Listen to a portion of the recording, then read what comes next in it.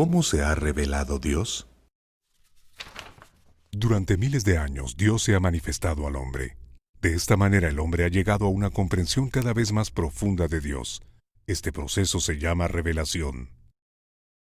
Un evento clave en la historia de la revelación ocurrió hace 4000 años aproximadamente. En esa época, un hombre llamado Abraham vivió en Harán.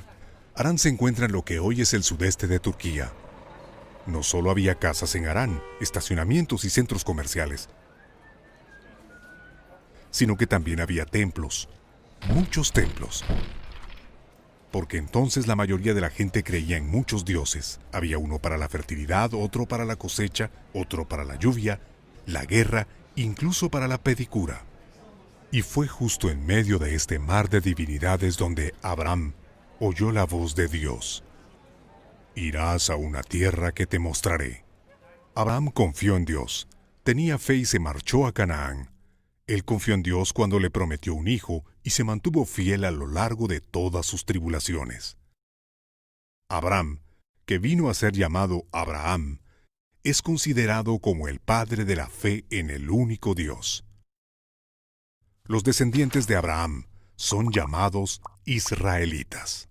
Muchos años más tarde, los israelitas cayeron bajo el poder de los egipcios. Comenzó un nuevo capítulo y entonces tuvo lugar la conocida historia de Moisés. Después de muchos años de esclavitud, del fenómeno de la zarza ardiente, de un faraón que se mantuvo cambiando de opinión y finalmente de las muchas plagas, Moisés llevó a su pueblo a la libertad. A lo largo del camino hacia la tierra prometida, Dios dio a los israelitas los 10 mandamientos e hizo un pacto con ellos. Finalmente estos conquistaron la tierra de sus antepasados y se establecieron en ella. Y así pasaron luego años y años. Entonces los israelitas exigieron a un rey y les fue otorgado Saúl. Su infeliz gobierno fue sucedido por David. Bajo el reinado de David y aquel de su hijo Salomón, Israel experimentó un período de prosperidad. El templo de Jerusalén fue construido en ese tiempo. Después el reinado se deshizo e Israel se convirtió en el peón de sus poderosos vecinos. Primero fueron los asirios y luego los babilonios, después los persas, los griegos, después de los ptolemeos y seleucidas, y finalmente fueron sometidos al imperio de Roma. Durante todos estos siglos el pueblo de Dios experimentó una historia de montaña rusa que a menudo fue más bien dolorosa. Pero siempre y a pesar de todo, Dios se reveló a sí mismo. Así es la pedagogía divina. Dios habla no solo a través de sus profetas, sino también a través de la historia de su pueblo. Y así el pueblo de Israel lentamente captó quién es Dios. Empezaron a entender que se podía ser esclavo no solo de los egipcios, sino también del pecado, que necesitaban un éxodo de la esclavitud del pecado. Se dieron cuenta de que su tierra prometida solo podía ser un pálido reflejo de la verdadera casa celestial, que a pesar de todos sus esfuerzos, la ley nunca los haría hombres justos, sino solo la acción de Dios. Comprendieron que era necesario un Salvador, un Redentor de la humanidad enviado desde lo alto. Y entonces hace 1000 años, en la plenitud de los tiempos, como es dicho, Dios actuó. No, un poco más a la izquierda.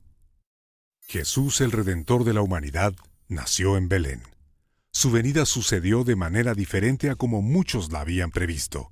No era un guerrero colosal o un superhéroe listo para enfrentarse a los romanos. Predicó paz en medio de la opresión. Luchó contra el odio con amor. Él nos dio la vida por su propia muerte. Para algunos de los israelitas era evidente que con la venida de Jesús todas las promesas de los profetas se habían cumplido, y así llevaron el mensaje de la salvación a los confines de la tierra. Estos fueron luego llamados cristianos, y hoy en día forman parte del grupo más grande de creyentes en la tierra. En fin, esta es una versión breve de la historia de la revelación de Dios. Lo que encontramos no es solo una colección de cuentos heroicos. Dentro de esta historia encontramos santidad y pecado, y muchas veces en la misma persona. Y entre las líneas de estas historias de santos y pecadores, Dios se revela a sí mismo.